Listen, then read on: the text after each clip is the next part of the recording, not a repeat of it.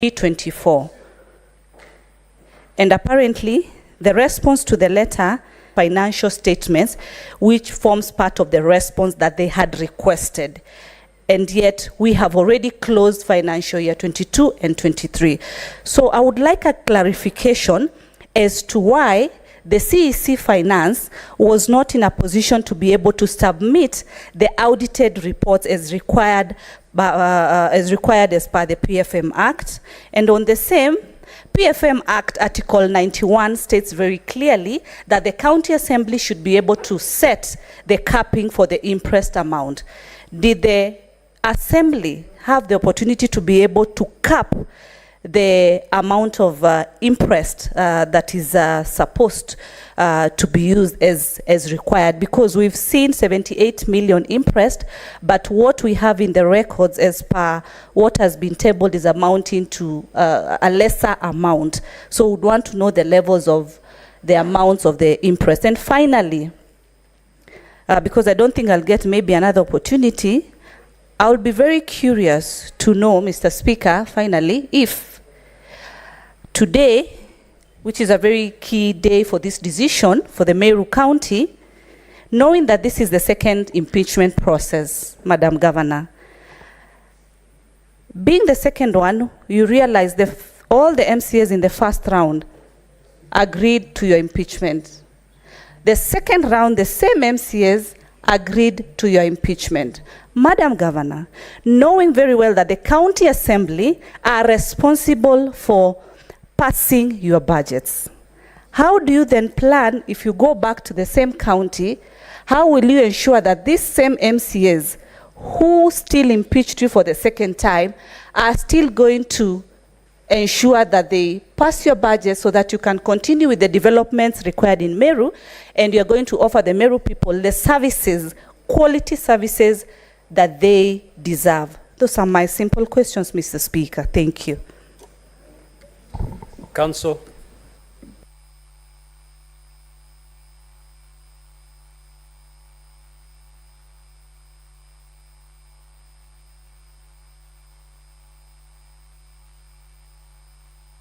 I didn't get that question, but there are some questions to the witness. Perhaps he can start with those.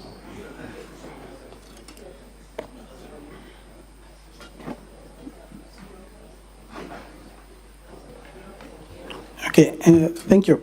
Probably the question that was posed to me is on why the CEC Finance, what response the CEC Finance gave to the County Assembly when requested to submit the IFMIS, an extract of the IFMIS as per the letter dated 9th October 2023. And the response that the CCM Finance gave, that these are statements that the Public Finance Management Act under Section 164 makes provisions for the county treasury of the county government to prepare and submit to the Auditor General the annual financial statements in respect of county governments. And the CCM further saying that it is upon the completion of the audit that a report is submitted to the County Assembly, where within 3 months after receiving the audit report, the County Assembly can take appropriate action. So the audit process is ongoing. When this process finalizes, the audit report will be tabled to the Assembly, and the Assembly can take appropriate action on the same. Talking of financial year 23-24. Senator Tabitha, you certainly cannot do that. Proceed, Council. Just answer. Okay. I'll let the witness also answer the second question, which was on why we accounted for less than what was set out there. Thank you. And why we accounted for only 2 million as opposed to the 78 million that has been alleged here is that the manner in which that count was framed, the allegation was that the governor has misappropriated funds through specific named persons who are indicated and collectively referred to as the governor's relatives. It is on this breadth that we endeavored to account for payment that has been made to these particular specific persons amounting to 2 million. Okay, and then the last question that you asked, or first which was overlapping, we have said that there are consequences for disobeying a summon by the county assembly. That is set out in statute, so that if somebody is summoned and that person does not appear, the county assembly, just like this house, has something it can do to command the enforcement of the orders. So that I think that that is there. It doesn't mean that somebody has to be impeached. There are cases where we have seen, for example, this house summoning someone who doesn't appear. Doesn't mean those people then become a subject of an impeachment. That's what we are responding to in the context of this discussion. Senator Maruma. Thank you, Mr. Speaker. Mine is some clarification from Mr. Mnene.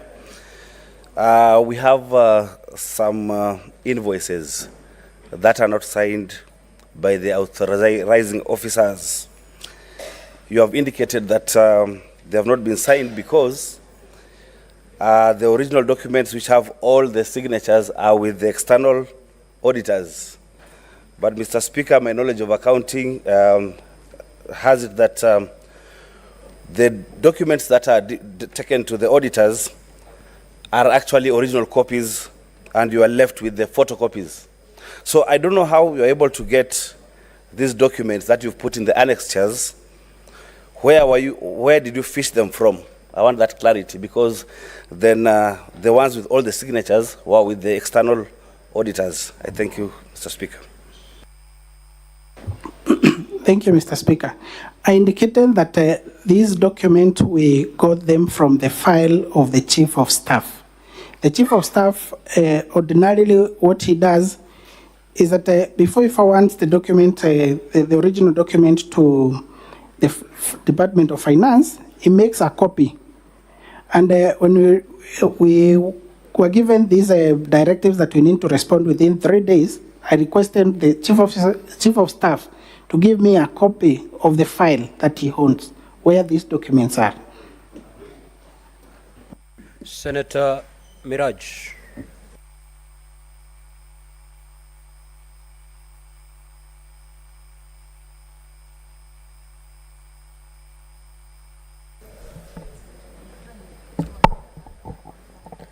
Thank you, Mr. Speaker, sir. My questions goes to the County Assembly. Are the IFMIS transactions that form the basis of the impeachment of the governor the same ones that are the same ones under investigations at the EACC?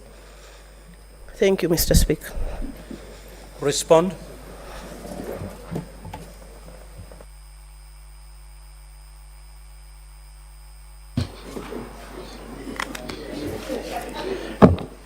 Mr. Speaker, we do not know. All we know is that this complaint was also sent to the EACC and to many other agencies. Whether EACC is actually investigating it, we do not know, and there is no evidence, either from the governor or from anyone, that the EACC is investigating these complaints. Senator Lekina.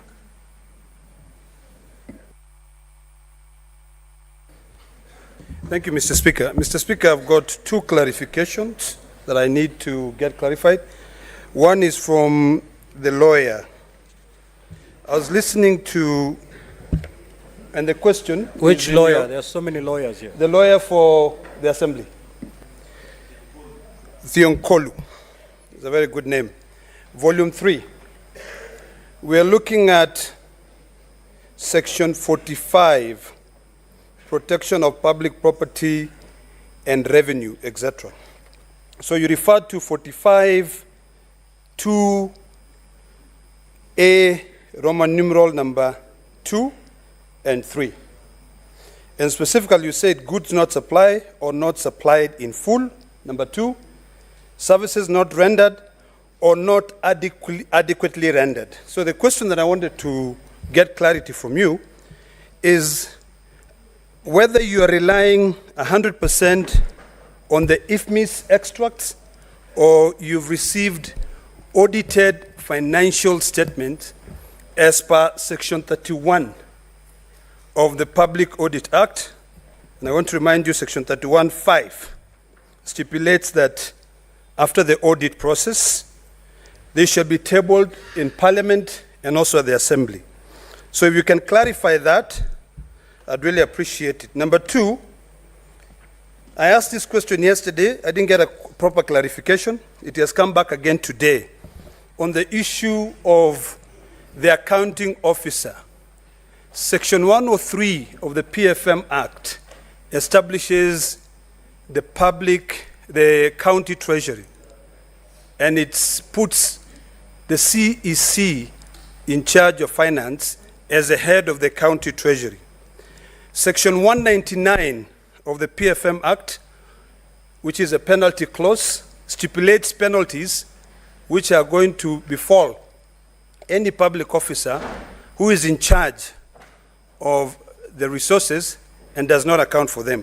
Could you kindly clarify whether the documents that you've supplied in the case have been audited by the Auditor General and an opinion rendered by the Auditor General on the actual position of those funds? Thank you, Mr. Speaker. Council, proceed to respond.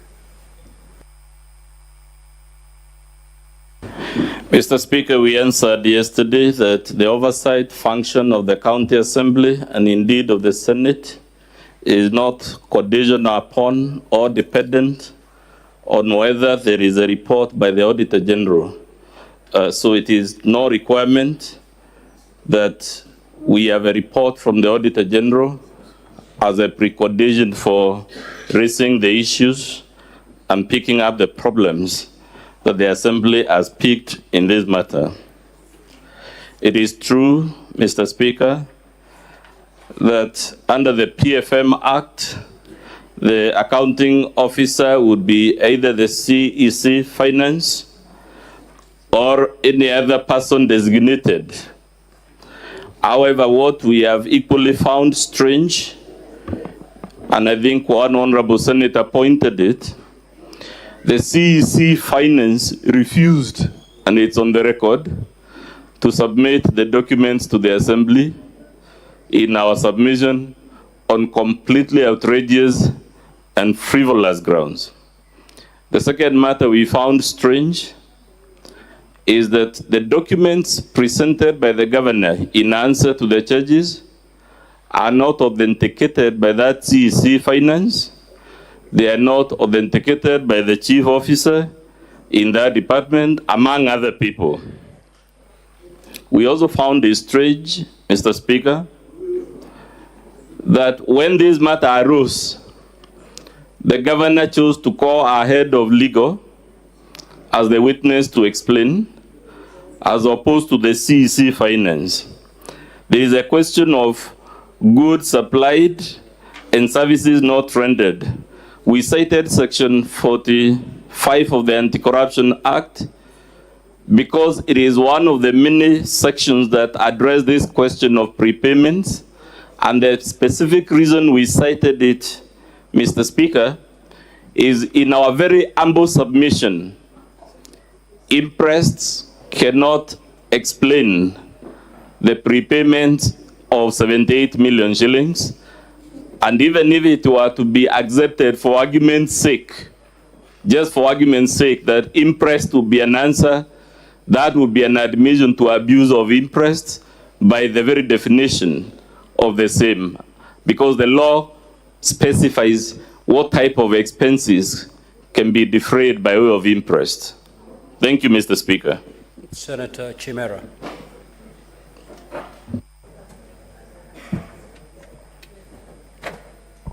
Thank you, Mr. Speaker, for that opportunity. I just have two questions directed to either the witness or the counsel to the Governor. The response that you filed before us, Governor, page 105 to page 112 on the if missed payments relates to just 3 individuals, yet what we've been given by the County Assembly has many other recipients. Perhaps you can clarify on that. The other question I have is on the if missed payments. There are payments made to one Jane Karimi Kaitha, and on a particular date, I think the 20th of September 2022, she received payments totaling to about 3.9 million in one single day. Are these payments also if missed payments, or they are payments related to other services perhaps?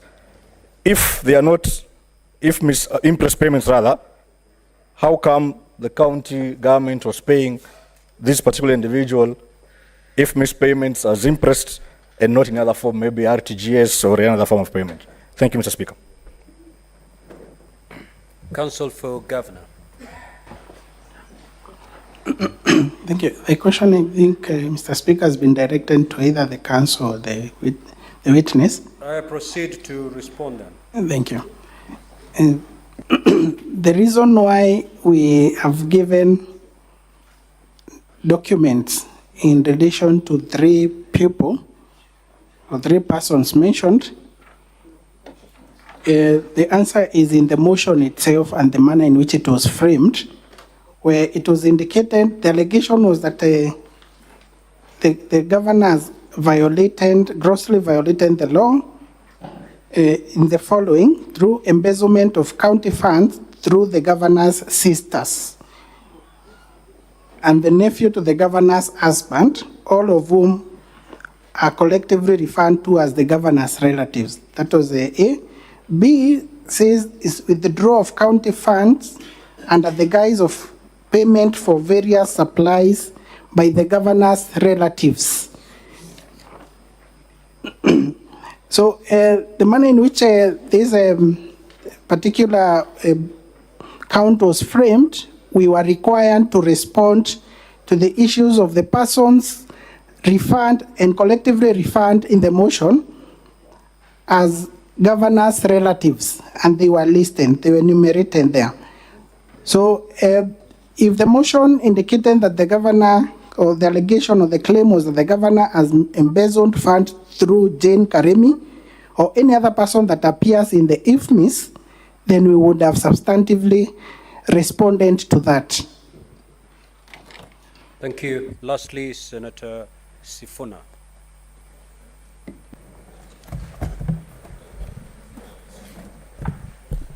Thank you, Mr. Speaker. To counsel for the Assembly, there have been repeated references to alleged forgeries. This is specifically with regards to a work ticket whose serial number has appeared severally. I want the Assembly to clarify whether those documents have been subjected to any verification process, which Council is aware, whether there is a document examiner's report to back the allegation or assertion by the Assembly that in fact those documents are forgeries. I thank you, Mr. Speaker. Counsel for the County Assembly. Mr. Speaker, we only received those documents, I believe, on Saturday evening, so we've not had the opportunity to subject them to a forensic examination. However, you don't need to be an expert in forensics to point out that the dates in that work ticket don't follow natural chronology of events. You don't have to be an expert in document analysis if you're familiar with the frequency of the use of motor vehicles to know that the same work ticket cannot apply to different motor vehicles or even the same motor vehicle for a period of 4 months. And it is on those prima facie, on the face of it, discrepancies and irregularities that we concluded they were forgeries. The next reason why we concluded they were forgeries, these are documents that should be easily available in the governor's office. They were not availed to the Assembly when they were requested, and they were not availed to the Assembly in the impeachment motion. We are being slapped with them at the tail end. Thank you, Mr. Speaker. Now, counsel for the governor, you indicated you had 4 witnesses. You may now proceed to call your 4th witness.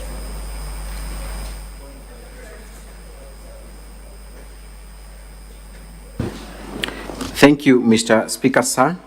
Our next and last witness is Honorable Kawira Mwangaza, the Governor of Meru County.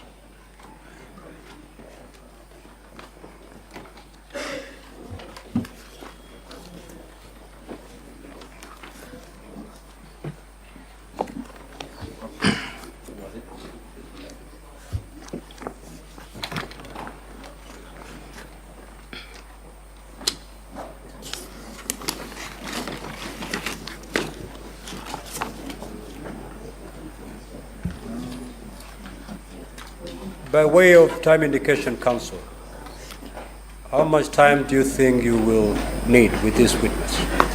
I think that with 1.5 hours, I will be through with the witness. Swearing the witness.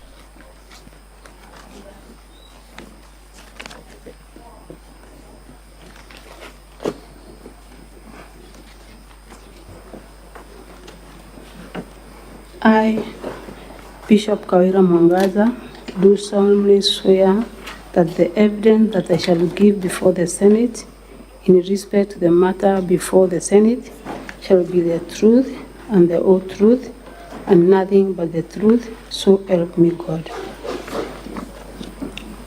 Thank you, Your Excellency. Kindly introduce yourself, your full names and the capacity you hold for record purposes. Thank you, Speaker and Honorable Senators. I'm Bishop Kawira Mwangaza, the Governor, Meru County. Thank you. You have received the notice of impeachment, and subsequently the County Assembly of Meru resolved to remove you from office through impeachment. Is that the reason why you're before the Senate today? Yes. You have had an occasion to look at all the materials presented by the County Assembly in support of the impeachment. You've also had an opportunity to file a response to that motion. Yes. That is the response before the Senate, the one dated 3rd of November 2023? Yes. Together with your affidavit in support of your response? Yes. Would you wish, first of all, to affirm that the contents therein form part of your response? Yes. Thank you. You were also present at the Senate yesterday when counsel for the County Assembly described you in a certain manner through comparison with a certain criminal in Europe. Yes, I was. Is that a true description of your personality? No, not at all. Not at all. Specifically, the counsel for the County Assembly accused you of demeaning this House by making a mockery of the impeachment process that found you not guilty in December last year. Did you at any time make a mockery of the proceedings? Counsel for Governor. No. Yes.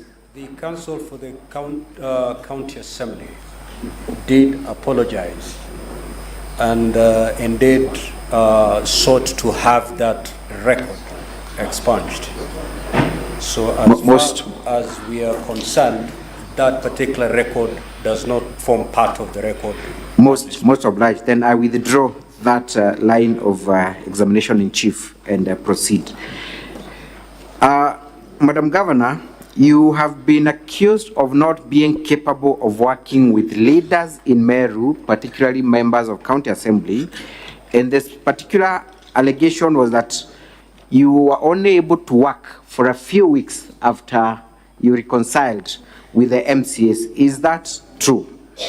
That is not true. That is not true. Yes. To the best of your knowledge, for how long have you been having an harmonious working relationship with members of County Assembly?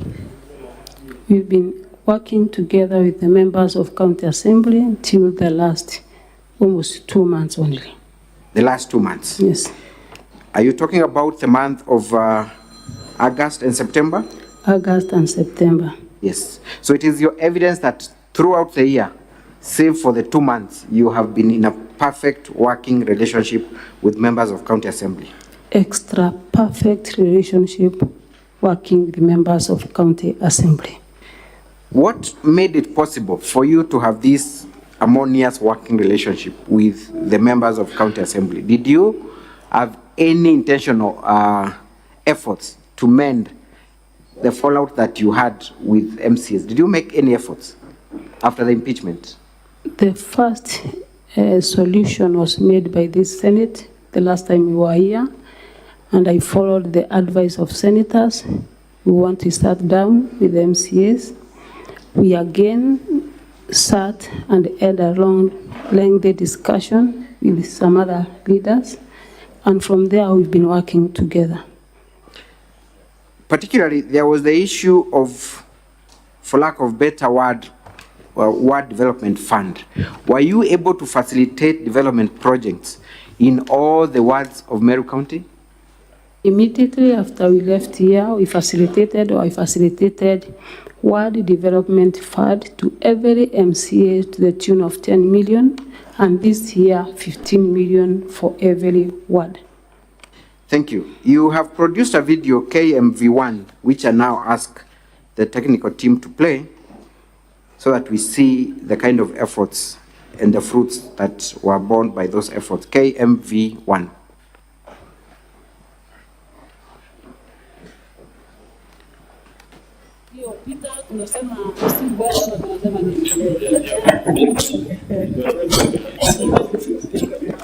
Yaliyopita si mbele, tugange yajayo. Sisi yaliyopita ni past.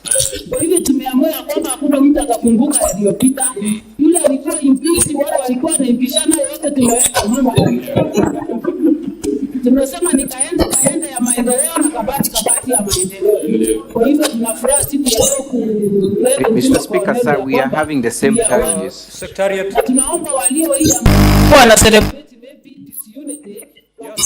Just stop the video. The technical team, please go work on it. We will get back to it once the technical team has worked on the system. Council, you may proceed. Once we are ready with the video, we can as well come back to it. We'll always come back to it. Thank you, Mr. Speaker. So then, Honorable Governor, we have just started watching a video that is not very clear, but can you try and explain to the Senate where you were in that meeting that has been recorded, who were the members present, and what was the purpose? We were in the premises of County Assembly of Meru with all the members, the 69 of them, and also the county woman representative was present, and we agreed that the past is over. We start working together for the sake of Meru. Thank you. And that, can you remember the date of? Council, I'm informed the video is now ready. Thank you, Mr. Speaker, let's sir. Play it. Tumeona ni vyema kuwa tuna embrace one another. Mambo yaliyopita tunasema si ndwele ama tunasema nini? Yaliyopita si ndwele, tugange yajayo. Sisi yaliyopita ni past. Kwa hivyo tumeamua kwamba hakuna mtu atakumbuka yaliyopita. Yule alikuwa impeached, wale walikuwa wanaimpishana, yote tumeweka nyumba. Tumesema ni kaenda ya maendeleo na kabati ya maendeleo. Kwa hivyo tunafurahi siku ya leo kuleta ujumbe kwa Meru ya kwamba we are one. na tunaomba walio nje ambao walikuwa wana celebrate maybe disunity wakae kando kidogo, maana tunasonga tukiwa pamoja. Hatutakubali kuweka tena nafasi ya watu kuingilia katikati yetu. We've kept our personal interest kando for the people of Meru. Mimi naitwa Ayubu Kurdi, nikiwa spika wa bunge ya Meru, na siku ya leo ni furaha kubwa kwa sababu ile shinda kidogo tulikuwa naye kati ya ofisi ya Gavana Excellency Bishop Kawira Mwangaza na bunge ile naongoza hapa, tumefika, hiyo maneno imefika mwisho. Sema kulingana na uongozi wa His Excellency William Ruto na deputy wa Gachagua, tulianza kuongea wiki moja imepita, na siku ya leo Mama Safi awimelepa akatumwa na His Excellency Gachagua akaambiwa akuje tumalize ile maneno ilikuwa imebaki na kila kitu umemaliza. Amen. Kwa hivyo sisi tunataka kuambia Meru na Kenya mzima ya kwamba sisi tuko kitu moja na tumekubaliana kwa miaka 4.5 ile imebaki tutafanyia watu kazi na tutakuwa timu moja. Amen. Na tunasema asante kwa President Gachagua kwa kuona ni vizuri Meru iongee kwa sauti moja. Na gavana ni malisini nikisema wewe kwa siasa, wewe ndio kiongozi na ndiye mkubwa yetu sisi zote. Na sisi tutakuwa nyuma yako, tutakusupport, wewe ukiwa mama yetu na ukiwa baba yetu. Ndio Meru ikae vizuri kana kama Meru akarebweka. Thank you and God bless you. Jina langu ni Evans Mawira Karia, MCA wa Mitunguo na kiongozi wa walio wengi katika bunge letu la Meru. Familia Kiperu. Na nataka kusema leo ni siku kubwa sana kwa Wameru. Sababu tangu tufanye uchaguzi hapa Meru, tukachagua governor, tukachagua MCAs, hakujakuwa na amani na hakujakuwa na kuelewana katika upande wa bunge letu la Meru na upande wa Gavana Excellency Kawira Mwangaza. Lakini siku ya leo sisi tumekubaliana ya kwamba for the interest of Meru tuweke hayo maneno yote ambayo yalikuwa yanasumbua, tuwachane nayo kutoka leo na tukamua kushikana na kuelewana kabisa, ndio tuweze kufanyia wa Meru kazi. Na sisi kama bunge letu la Meru tumeambia gavana wetu kwamba sisi tuko tayari, yale ambayo yote yanahitajika kufanywa na bunge, wale mawaziri ambao hatukupitisha, wale chief officers ambao hawakuweza kupita kuletwa katika bunge letu, supplementary budget na mambo yote ambayo yanahitajika sisi kufanya kama bunge, tuko tayari hata kama ni kuanzia kesho ndio tuweze kufanya make sure that Marians do receive their services that they do need so much. We can stop there. We can stop there. Tunashukuru. Thank you. Are you able to identify the people in that clip? Are they members of the County Assembly of Meru? They are all members of County Assembly of Meru, led by the Speaker, Ayubu Gondi. We have also seen the move of this motion in that clip. The majority. The majority. Yes. Thank you. In that clip, is there any indication that you bragged about the fact that you went scot-free? No. You have also used a certain slogan that you are now being accused of using. Kabati, Kabati, Kaende, Kaende. Did you actually use those two slogans in your speech with members of County Assembly present? I used it because it is a slogan for development, the speed of development in Meru. The speed of development in Meru. That is Kaende, Kaende, Kabati, Kabati. Just for us to be able to understand, what does this slogan actually mean? What is Kabati? What is Kaende? Kabati means like accelerating to the fullness of everything, that is highest speed possible. And then Kaende is non-stop. That means that the development will be non-stop and at a very high speed. Thank you. So when then the move of the motion comes here and tells the Senate that Kaende, Kaende, Kabati, Kabati is a don't care slogan that says you don't care about anything, is that a misinformation and distortion of facts? It is. Thank you. Let us proceed. So then you are seen in many instances using that slogan, Kabati, Kabati, Kaende, Kaende. Even the MCAs have embraced the same slogan and they also use it. Thank you. Let us proceed and watch the next video. And you have alluded to the fact that you agreed to give at least 15 million for every ward for development projects. Was that done? It was done. Can we watch video KMV2? Na mtazamaji, kama unavyoona kwenye bunge la seneti ni kwamba Gavana Kawira Mwangaza yupo kwenye seneti, bunge la seneti, ili kuweza kujua hatima yake, hususan kutokana na mashtaka ambayo yamemkabili kutoka kwa bunge la kaunti ya Meru, ambapo anashtakiwa kwa baadhi ya makosa mbalimbali na mengi ambayo labda mtazamaji tutakuwa tukiendelea kuyashuhudia. Ni kwamba kusikilizwa kufuatia kwake katika bunge la seneti ambayo ilianza hapo jana kumsikiza kupitia wakili wake na wakili wa bunge la kaunti. Gavana wa Meru Kawira Mwangaza atajua hatima yake hii leo kufuatia kusikilizwa kufutwa kwake katika bunge la seneti iliyoanza Jumanne hapo jana Novemba 7. Maseneta hao watapiga kura ili kudhibitisha ushitaji wake kwa mujibu wa bunge la halmashauri ya Meru. Hata hivyo, wajumbe wa bunge la kata ambao ni wakilishi wadi, hata hivyo, watapewa kipaumbele kutetea kesi hiyo.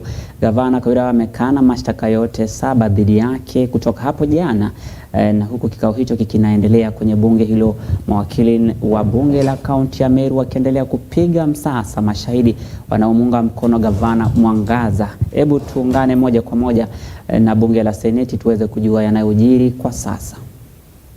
Onde irudhithirwa rehabilitation na project yo niendelete Gavana 15% done project ya milioni 18 o mitungu yetu boithatu bugeta kuma Karingene ibuje Karingene te Karingene kara kanyagene kara kamuguru kuma ara Karingene ugeta muguru ugeta muchagara barabara yo nethithirwe na yathithirwe na mbeca cia Gavana iria tugwita cia flagship na nethithitwe na 95% na aru antu oinya gukaura kana gukarotero batita na ndina yetumirite shilingi milioni 5 ringaringira ni Gavana mpe aibo gutara cia kinyinga na Mwangaza hii 17 plus 18 plus 5 omwenda yake gutara ndagaceje yanu tukinyete aja na aru eji ire gwitwo kwa matumo Kirimba bridge na yo bote kuona nirikitie ibora unairo. We can stop there. The video is quite long.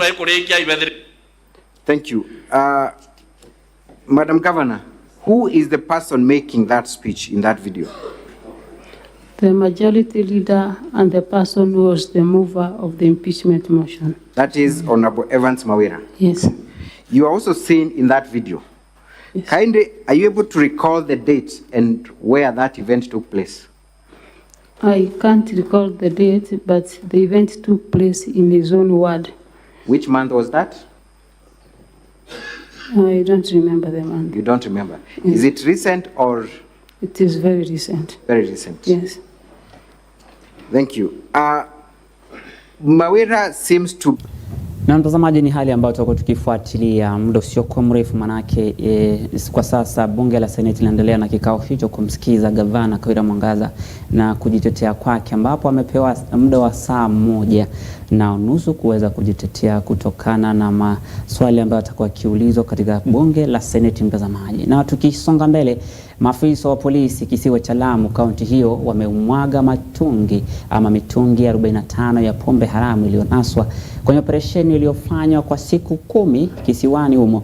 Pombe hiyo ya mnazi wa pombe ya mkoma imenaswa maeneo ya Manda, Maweni, Miyayoni na Mararani kisiwani cha Lamu na kisiwa cha Manda. Kwenye operesheni hiyo watu 20 walitiwa mbaroni. So tukitoa license kwa zile pombe ambazo ni halali, tutaweza kudhibiti hizi pombe haramu. Mara mingi unapata mahali ambapo watu wanatumia hii tembo ama hii pombe ni mahali ambapo watu wanapigana, wanatumia visu, mapanga na ulaibu wa madawa zingine ambazo zinakuja. Pia unapata pia kuna prostitution ambayo pia huwa inaendelea mahala pale. So kuna mambo mengi ambayo yanaendelea, lakini tunaendelea kuyadhibiti na tunajua kwamba tukiwa pamoja kama multi agents tutaweza kushinda hii vita. Na pia tunasi idara ya county na wale waheshimiwa wabunge wa County Assembly watengeneze sheria ambayo itakuwa inadhibiti mambo ya unywaji haramu. Na kwingineko, serikali ya kitaifa imesitisha zoezi la kuajiri wafanyikazi wapya katika vyuo vikuu vya umma kufuatia uhaba wa fedha za kufanikisha zoezi hilo. Waziri wa Elimu Ezekiel Mashogo amesema uamuzi huu umechukuliwa kuhakikisha licha ya kupungua kwa mgao wa elimu kutoka kwa Wizara ya Fedha kwenye shughuli za masomo, amesema hazitatizika vibaya na kuathiri ubora wa elimu. Hata hivyo, Waziri Ezekiel Mashogo aliyasema hayo wakati alipohudhuria kongamano la mwaka la walimu wakuu wa shule za msingi KPSEA pamoja na kuweza kuzuru katika chuo kikuu cha Kisii. I want to thank the administration and ask them and all other universities that yes, we require right-sizing, we require downsizing. We have said that you have to focus on the core functions of the university, such that all universities, the only recruitment they will be able to do when it is necessary is for the teaching staff.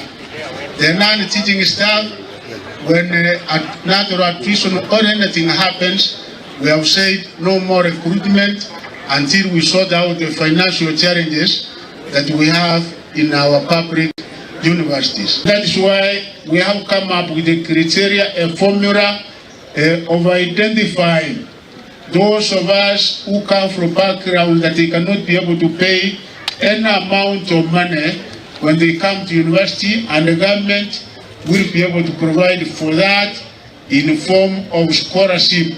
So we have a combination of scholarship and the loans which are given by Higher Loans Education Board.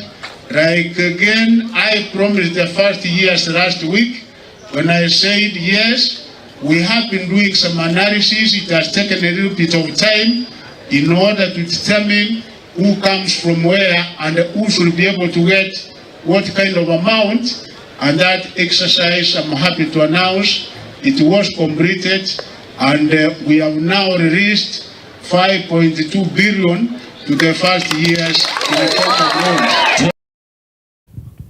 Na kwingineko, mtazamaji, naibu gavana wa Kakamega Ayubu Savula amedai kuwa maisha yake yamo hatarini. Hii ni baada ya genge la watu wasiojulikana kuvamia boma lake ama boma la mamaye mzazi katika eneo bunge la Lugari siku ya Jumamosi usiku. Akihutubia wanahabari afisini mwake, Savula amesema kuwa kitendo hicho kinatokana na usemi wake alioutoa siku ya Jumamosi kwenye hafla moja ya mazishi katika kaunti ya Nandi, akimtaka Rais William Ruto kusuluhisha swala la kupanda kwa gharama ya maisha. Aidha, Savula amesema hatatishika kivyovyote na vitisho dhidi yake na familia, akiapa kuendelea kuwatetea wananchi. We got call at midnight from my mother, wailing and crying.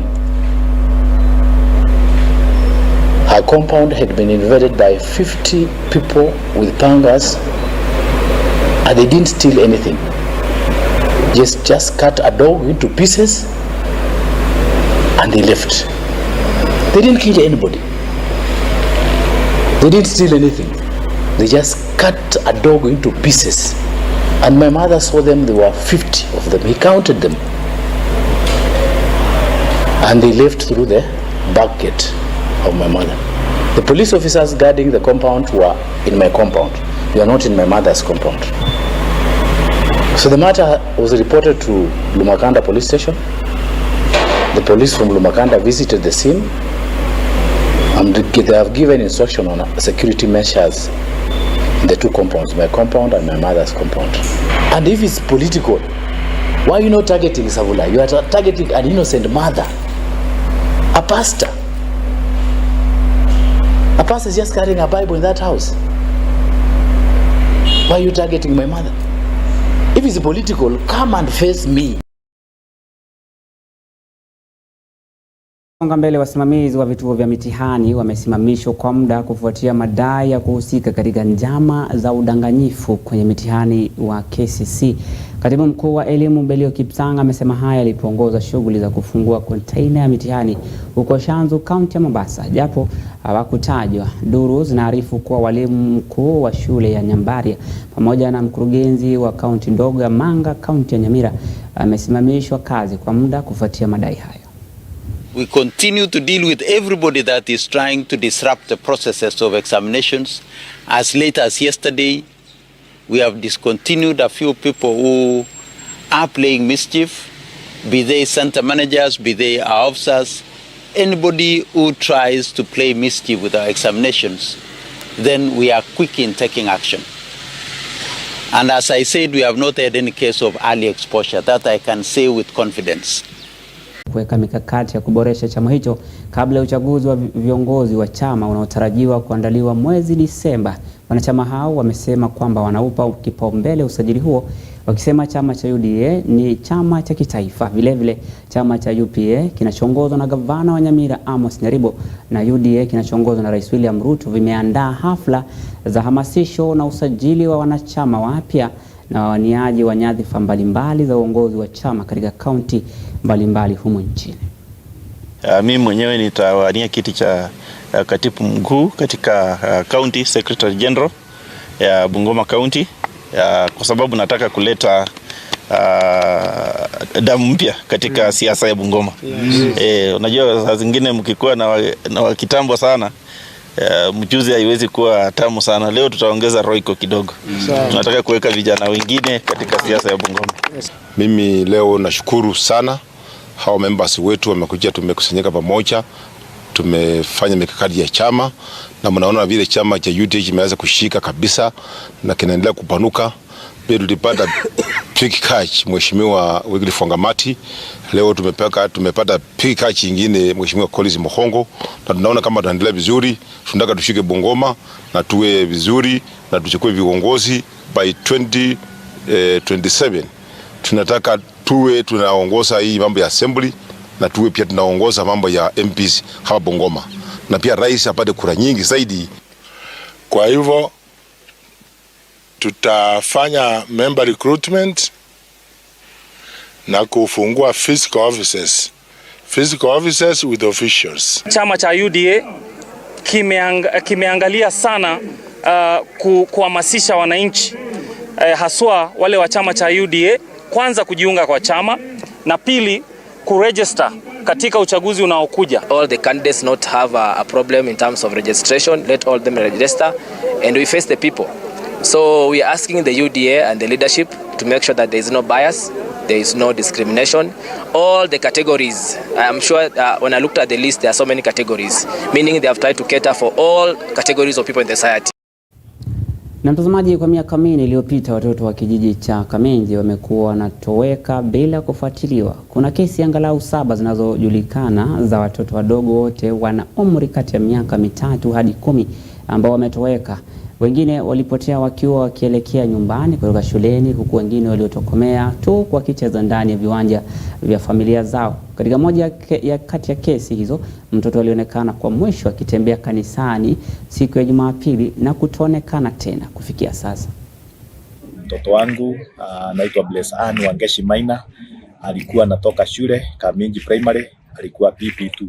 Wakati waliachana na hawa watoto wengine wa neighbor, wanaachana, anakuja mahali kama 400 meters ndio afika nyumbani peke yake. Sasa walipoachana, huyo mtoto wangu hakufika nyumbani masaa ya saa 10 jioni. Wakati tumeona amechelewa, tukaanza kumtafuta. Tukauliza hao vijana wanasoma na wao, wakatuonyesha mahali waliachania. Wakati tulifika hapo kutrace tu mahali alienda kutembea, maana kulikuwa na vumbi. Tukaangalia viatu yake, tukaona kama 20 meters kutoka mahali waliachania, viatu ikaishia hapo. So tukahofia huyo mtoto ni mtu alichukua yeye, na ni kama mtu alikuwa amegojea yeye. Sasa immediately ni kuanza kumtafuta, tukazunguka kwa vichako, kwa majirani, tukajulisha majirani wote, tukamtafuta mpaka usiku. Wakati giza iliingia, nikapiga ripoti makutano AP post, nikaandikisha. The following day nikaenda Kiamashiri, nikaandika ripoti na CID. Halafu tukaendelea na kutafuta huyo mtoto, tukafanya matangazo kwa TV, kwa radio. Nimetembea sehemu nyingi hapa nchini Kenya, kwa children homes nyingi nimetembea na sijawahi pata huyo mtoto. Mtoto wangu alipotea March tarehe 2023 siku ya Wednesday, na akipotea sikujua ni nani alichukua mtoto. Nikamtafuta saa 7:06, nikaona mtoto simuoni, nikalala nikilia, nikalala, nikaenda asubuhi kwa shosho yake, nikatafuta huko nikamkosa, nikaenda huko kwa chief huko Murang'a, nikaripoti, nikaenda huko kwa aunti yake nikamkosa, nikarudi nyumbani, nikakuja huko kuripoti Embu kwa polisi, akaniambia niende Kirinyaga kwetu, nikiripoti nikawaachia picha.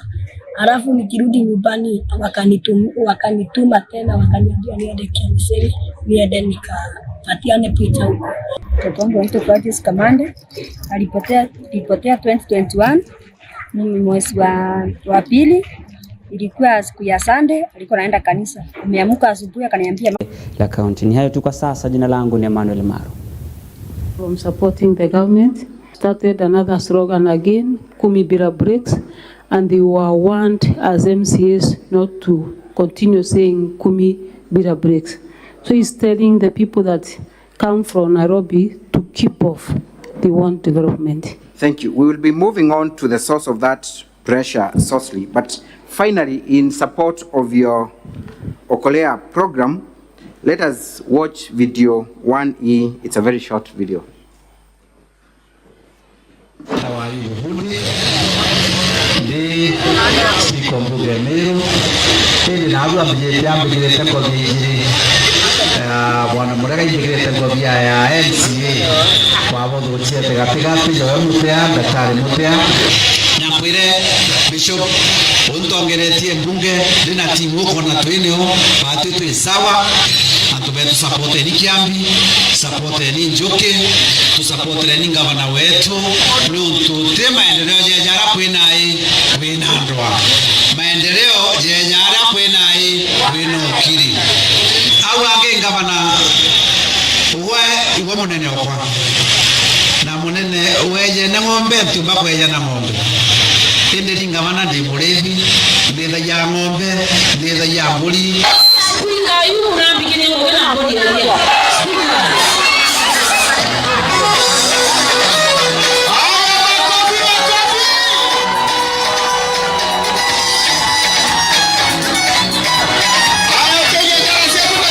We can stop at that. Madam Speaker, who is the person making the remarks in that video? This is the Speaker of County Assembly of Meru. And you confirm this was during an Okolea program meeting? Yes, in Mwangaza ward, Mojo. Who is the MCA Mwangaza ward? It's Mr. Njoki. Mr. Njoki. He was present. You also are in the company of other people in that? Those are all MCAs. Our MCAs? Yes. What has the Speaker just done? The Speaker has donated a goat because I usually give the single mothers and widows cows. And he says, because you've given and donated a cow and you are senior than me, let me donate a goat. And he has done it. Thank you. Again, what date was this? It is barely around 3 months ago. 3 months ago. Now, we have akara kamumero kolingithia gagatia ipati yakwa na impuwa kweli imbati kweja kuona no ndone pati ya maendeleo ndene ntura yetu. So ngabana we are so humble tugweretwe sana baju tuli MCA tuli MPIDU na ikio tumio kuona na arwa tutena manto amainge na arwa intukwe gokorea kana kamumero na mami umenye baju tuli MPIDU na ndenda ugire ngabana tukamokaria na inya na ora kumbikika kendo mbako boli tranguge no ndo twamwagia thayo tukona inya ya twamwagitie thayo ateja gaguku na nande mbigirwe twirwe tukaria siasa ne nuje tumbokani alimo muntu ondu ukwoja maratasi nande kula ndu bara kamatete ile eta ubirana na mawa na ito abatumira Nairobi gutegera imbie tumicukari ra itirie batagera imbie tumyogoti bukuongerwa gutokwaririo ogoti ingabana bakweja ubira mbesa ikwekiwa senate counties ciongerwa mbesa ibaregere kuongera ndi baliuga ibejete kwa base ule base timbese ireko utoto unaku Madam Gavana na ukageta mtu otuto yogira toga tore no ngato ngongera we ni ntobya mero ala tomba kogera to abwitira ngoge iyo tomba kuchenja as long as ikawira Mwangaza we ni ntobya mero oni ndakira mbwe mato waambirani isa sawa na we can post there. We have seen the first speaker, no, actually the second, the one in the black jacket. Are you able to identify him? Is the mover of the first motion of impeachment, DMK Kyogora. He is heard making certain remarks about Keberi and forces from Nairobi. What is he talking about? He is referring to the Meru MPs and also the senator that they should keep off Meru because they have their own leader, maybe referring to the end of state, and then the MCs have their own leader. And he says last weekend they were in a certain town named Maua where they and the Keberi, the starring stake or spoon, meaning the governor, and they are saying that they will not be part and a parcel of what the members of parliament are doing. Thank you. So the honorable member for County Assembly, Abogeta West, talks about a force that is being advanced using the Keberi tool. That is what he's saying? Yes. And he's telling them to keep off? Yes. Thank you. Let us move to video KMV 14.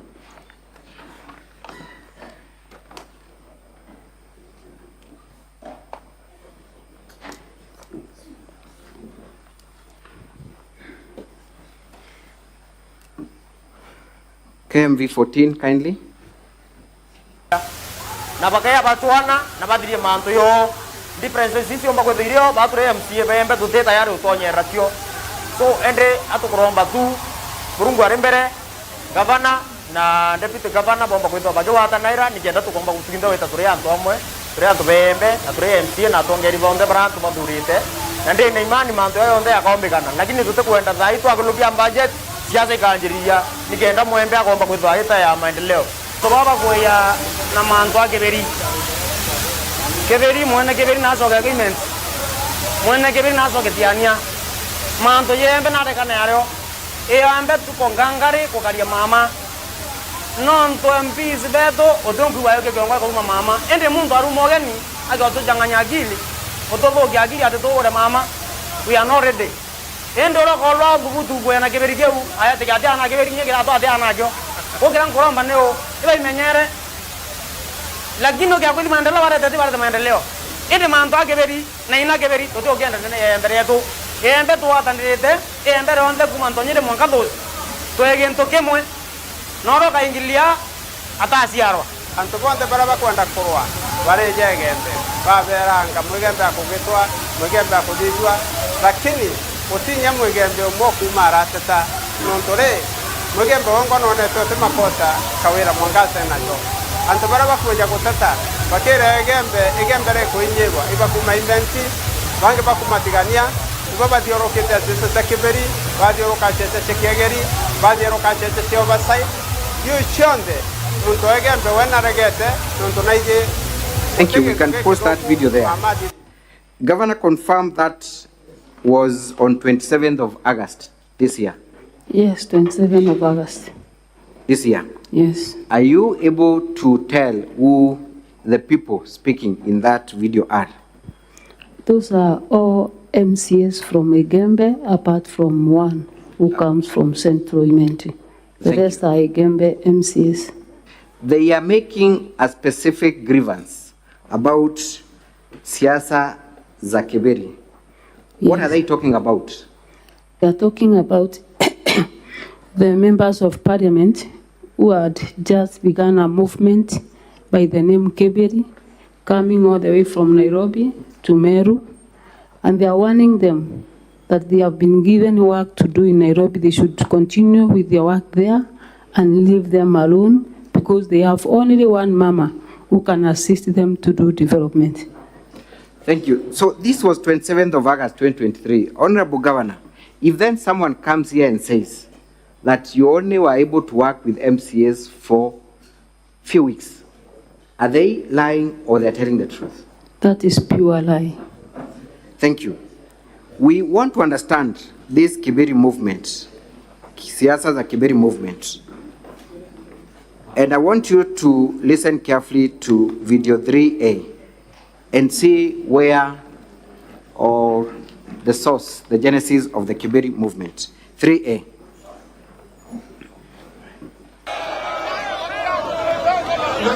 Mwangaza ambiwa heshimu wanaume. Heshimu nini? Heshimu wanaume, sisi wanaume. Kiberi keu. Ile ya Kiberi. Kiberi ke. Kiberi yako wera. Kiberi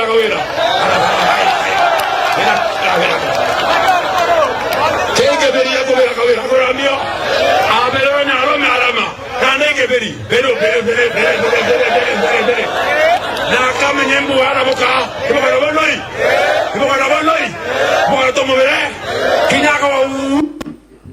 Are you able to even explain what he's saying?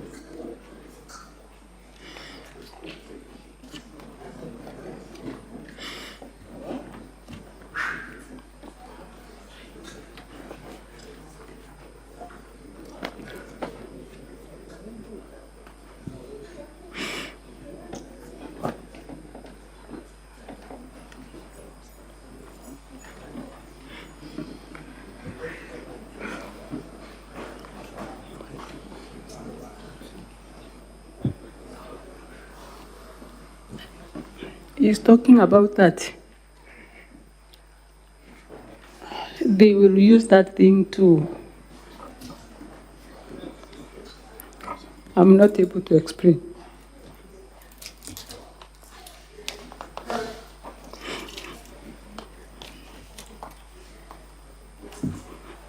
Because it has been done by so many men, and now they are ready as members of parliament, him being the leader, to do that to me. And he has recruited so many young men for the purpose of that Kiberi movement, together with the deputy speaker of this house.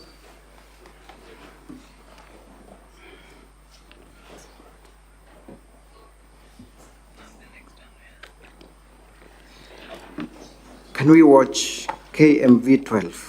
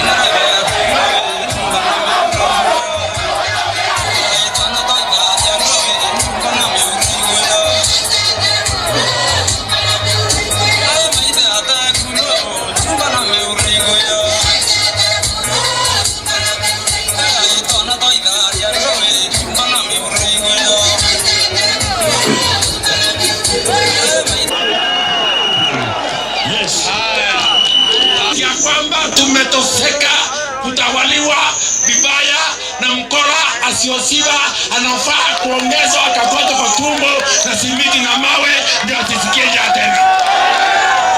Wangapi wanasema Kawira aende? Kawira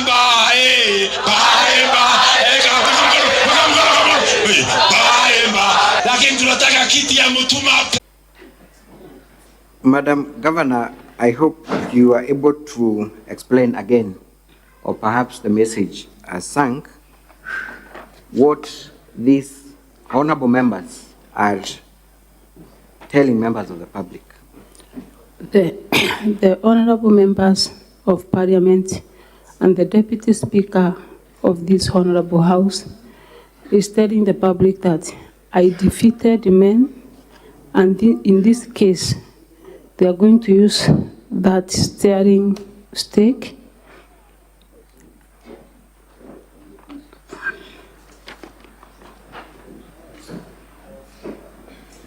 and they recruited so many young men for that purpose. And they have been holding rallies almost in all towns in Meru, doing the same over the weekends. Honorable Speaker, I want to say this is purely politics. Purely politics. Thank you.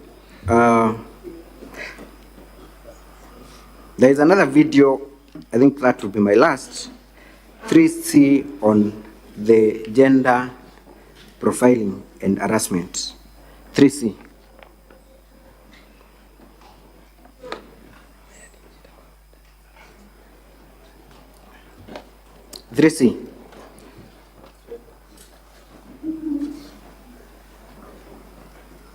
Mukuru ku ingwendo kuona oliki na tuli America enda ogekana kamurega lakini towe kamurega tena kana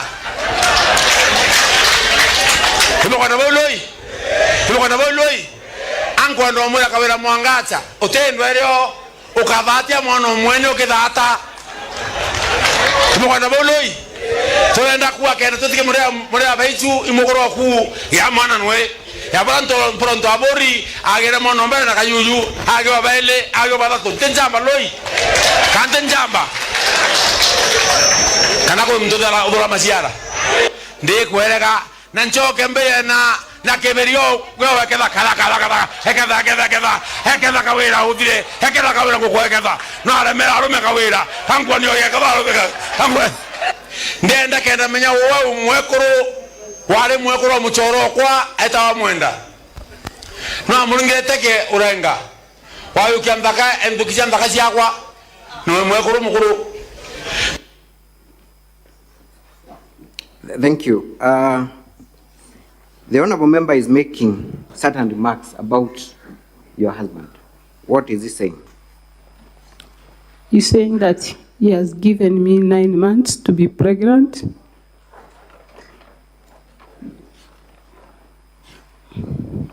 And if that is not done, you'll do it via what is holding.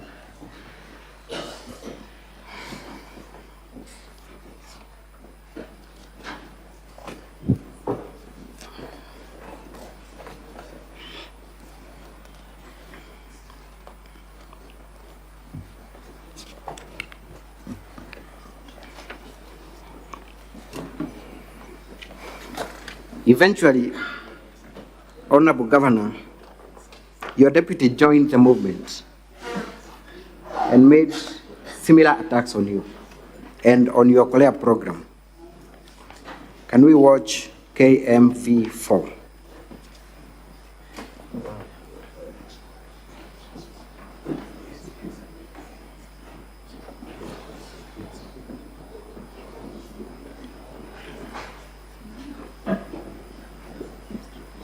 Kweta Tharaka County tubatethie kweta Embu County tubatethie kweta Isiolo County tubatethie ukorea kirundu kia thina kia puwate kia kuewa itokwenda kinya tukweana hapo sana jiji wewe ndio governor Puvate program Kerundu keke puvate program wewe tu okolea matwe murungu wake tu etera tu tetera muntu no kerundu ke anto bembe ku atote okenda beko erwa kerundu ke wikire etima kire bagwa tokolea kabisa yo madina yaba ya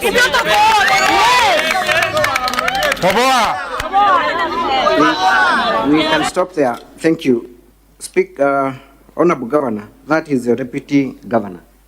Yes. He's making certain remarks about the Okolea program. Yes. What is he saying?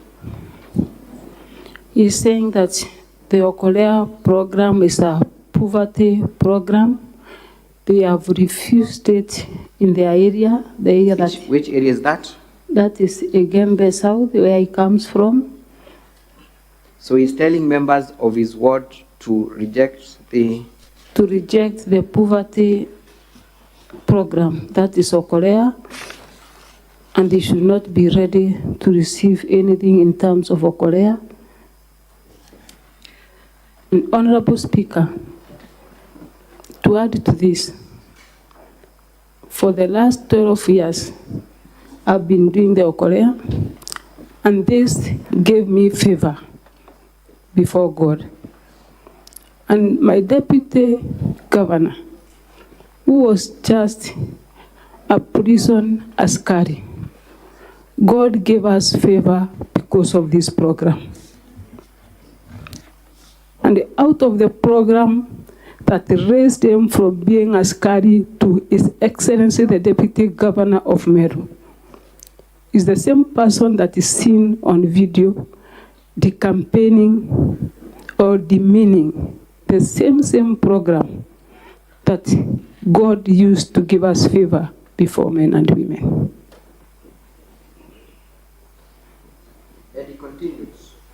And he continued, and we watch KMV 15. 15.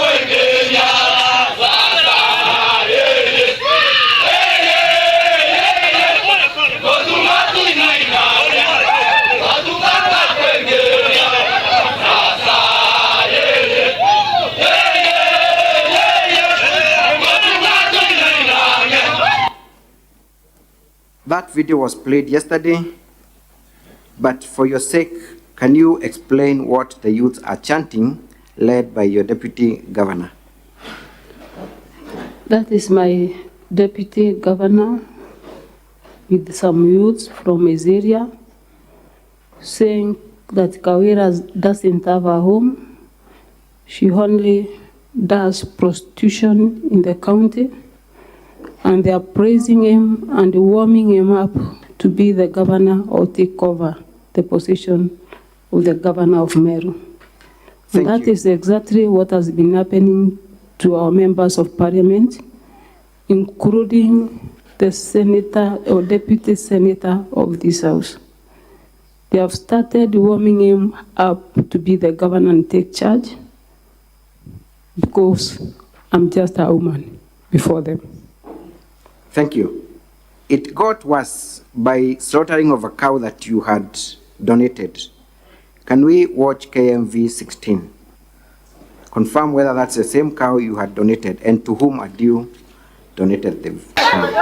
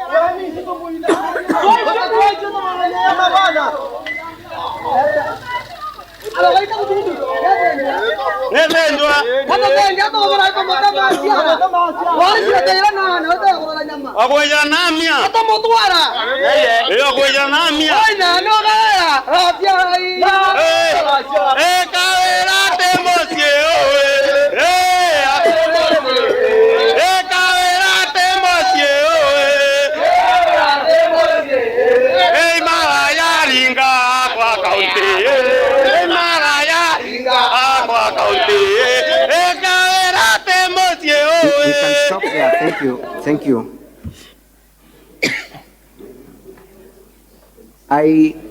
Forgive me if I'm wrong, but I see like the cow is still alive as it's being slaughtered.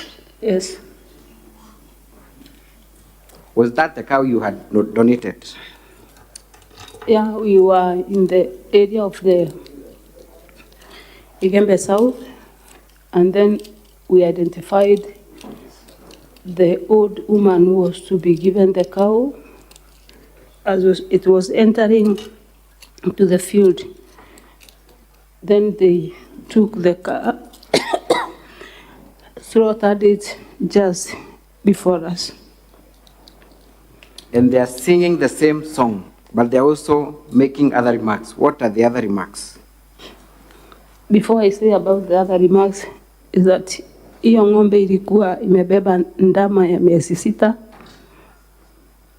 And then they are saying that the same way they have slaughtered or killed the cow is the same way they will do to Kawira Mwangaza.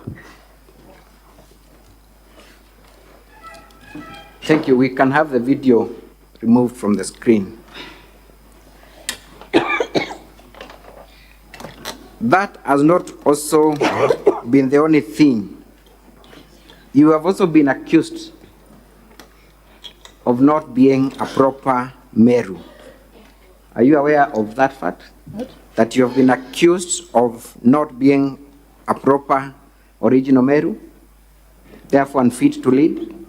Yes, they have been accusing me of not being a Merian, but a Kikuyu. Thank you. Let's first watch KMV 5. You will make those explanations.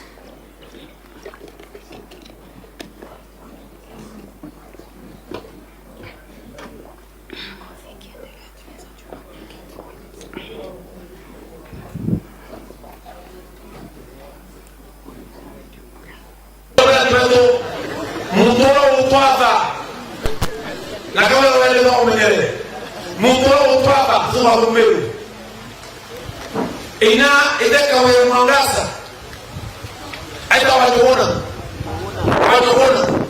kuna vya hivi ina aita mugure hello kawala ndo kawira umme wa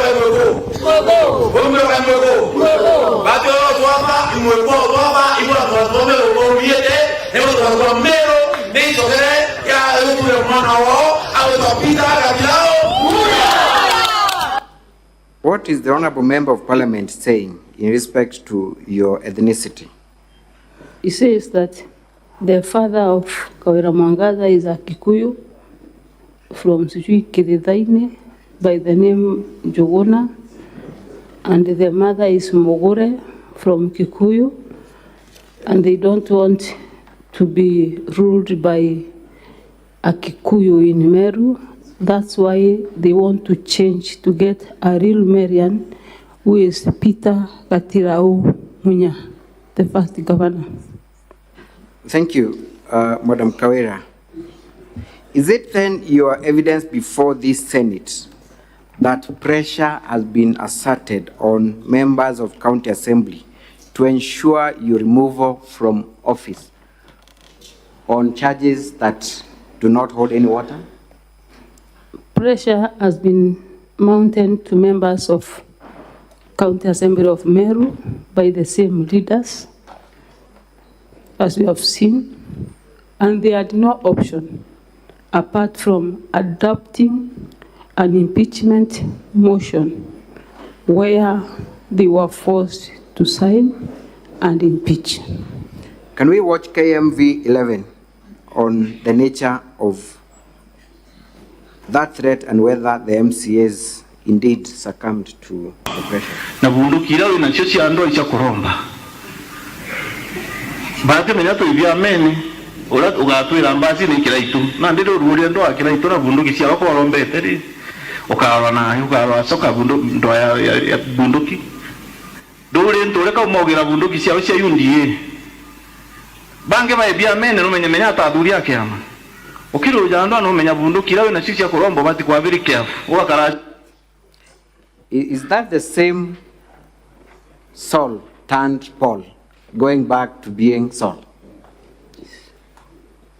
what DMK Kiogora is telling the public is that because I was elected as an independent governor, I've been operating with hired guns.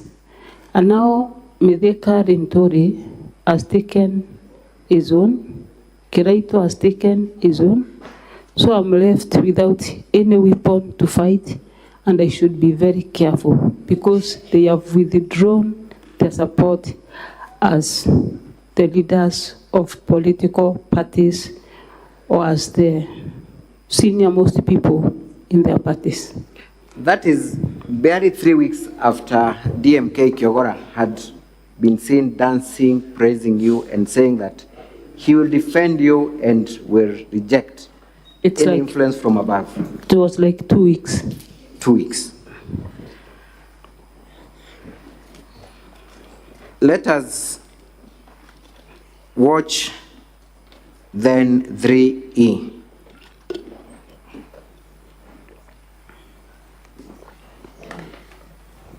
Ilo tokuwa batu ilo tutwe kiama kia UDA no tudugani. Withdraw support utokwete mwanga kwa majority rinda to withdraw. As nini manjo jondo to kulidere tikire ku support kira assembly to kiama. No to withdraw membership betu na bati ku support kaire. Thank you. Who is the person speaking in that video and what is he saying? Is the Honorable Senator, Deputy Speaker of this Honorable House, and he's saying that he might withdraw or is ending to withdrawing support of UDA members from being part and a parcel of my agenda of development in Meru County. Was that withdrawal, threat to withdraw, made a reality? Indeed, after I spoke that, after 3-4 days, it was made a reality. Let us watch KMV9 on whether that support was actually withdrawn. KMV9. Must prevail. Number 9, we officially withdraw our support from the governor due to recent events and our proven inability to lead effectively. Our 10 honorable members are instructed not to in any way associate with the governor in person, Honorable Bishop Kawira Mwangaza. Number 10, we express support for the impeachment of Governor Kawira Mwangaza for the best interest of the people of Meru County and commit ourselves without reservation to this cause, which we commence forthwith. Number 11, we support CS Honorable Mithika Rintori's political leadership and endorse the proposal to make him the county's spokesperson for a unified voice of Meru County. Number 12, we applaud the newfound unity among political leaders except Governor Kawira Mwangaza for the sake of peace and development. Thank you. KMV8, I think that is self-explanatory. KMV8.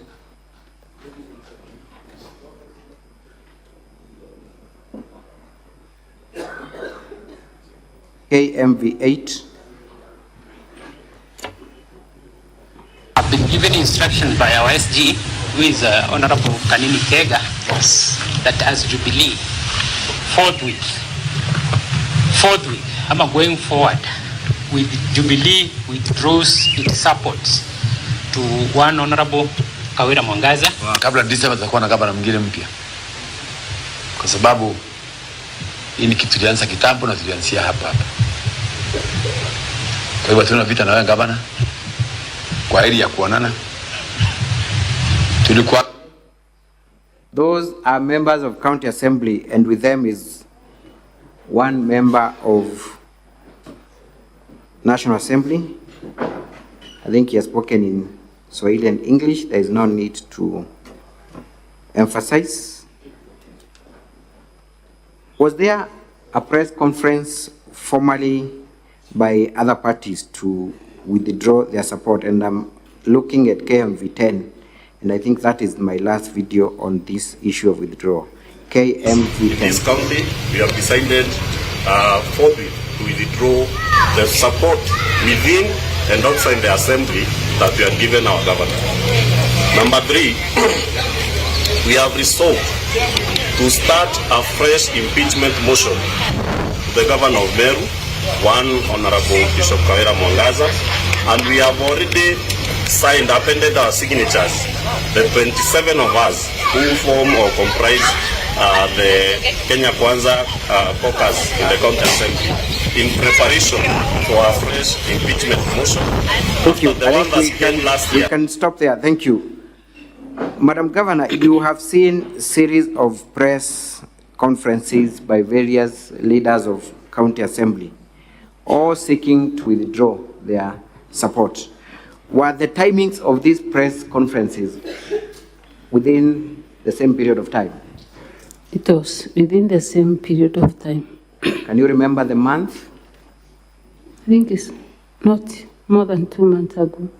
That is the month of September? Yes. What do you attribute towards the sudden change of heart from you being their darling, being a performer, being their mother, to now castigating you in the manner they are doing, to the extent of them withdrawing support? Is there anything gross you did to provoke them, to the best of your knowledge? I did totally nothing. And from the last clip, you can hear the mover of the motion saying that around 27 of them have already signed an impeachment that they are proposing to have. So they signed way back even before. That is what he has said. Number 2, the pressure from members of national government, some few elites, leaders, some few leaders of political parties, the deputy speaker of this honorable house, before God, I want to say they are misleading our MCS. Thank you. Governor, it got to the extent that even in the performance of your official duties, you are threatened and barred from performing that which you are allowed to do under the Constitution. Is that true? Yes. Can we watch KMV6 and tell us where you are, what you're doing, and what happened?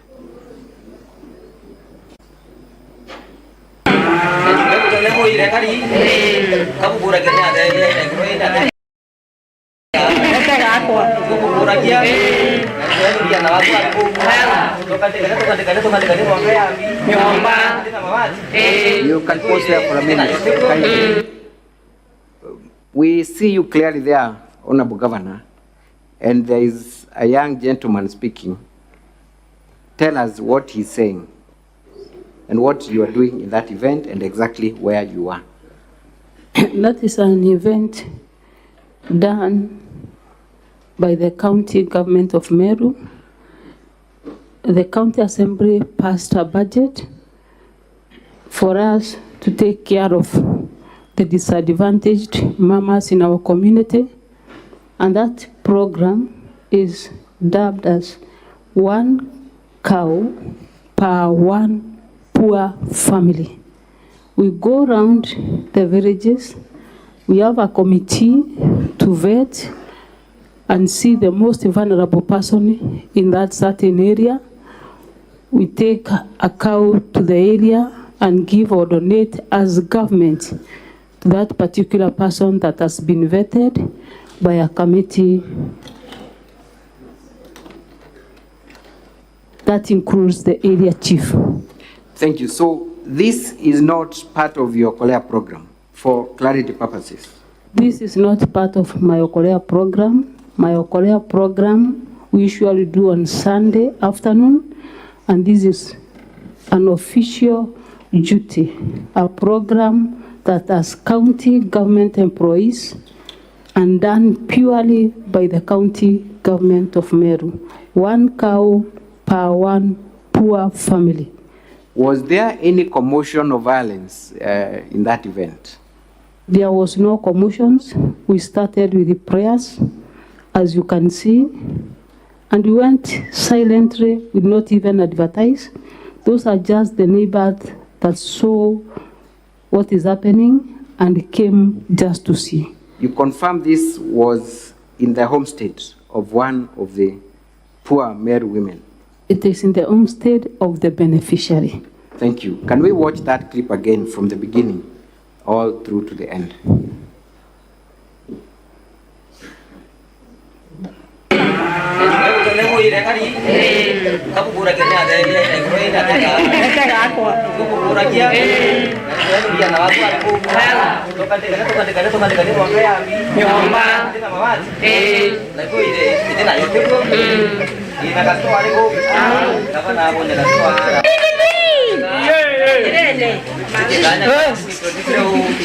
Gavana, Gargani, nazoka na wewe?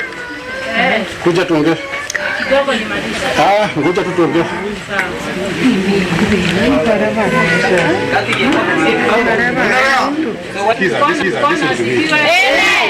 Ukiangalia hapa hizi. Tuende pole pole. Wewe watu watoke.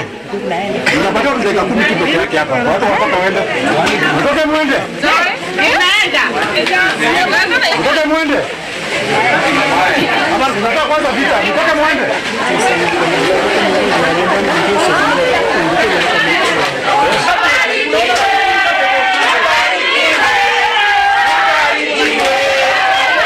Huyu ananibebea nini? So madam, what the rest? Amenibebea nini? That is the question. Nimeongea na yeye. So, Madam Governor, this is an official function of the head of the county. Why are the police disrupting your function? The same leaders. It doesn't specifically mention the leader that understands him, but now the influence from the national leaders led to this. So were you able to complete your donation on that day? I was not able to complete because it was stopped. And then when they said that we leave,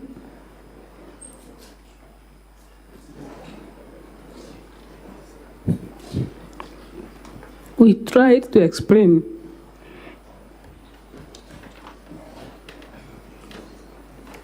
After 3 good hours in that vehicle, when people came, surrounded the vehicles, that is the time the officer said that it was a mistaken identity. Mistaken identity. But isn't the officer calling you by your title when he comes? Yes, he's calling me Governor Kuja. Governor Kuja. You actually pleaded with him to allow you to finish. Kamwambia ngoja nimalize, akasema hapana, we have 10 minutes here, Kuja. And everyone was dispersed. Everyone was dispersed. That was, if I'm not wrong, a day or two before the impeachment. Can you remember the actual date? I think a day before impeachment. A day before impeachment.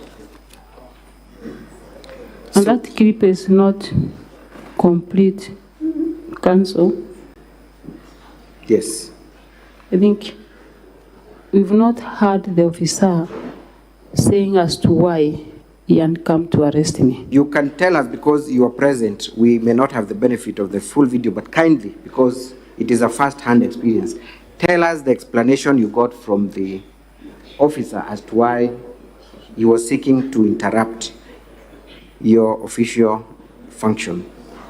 The officer was the area OCS, and then when people came in big numbers, the other bosses came along, and then he was asked to allow me to go, and then he also apologized before everyone that it was a mistaken identity, and I forgive him. Thank you. You have been accused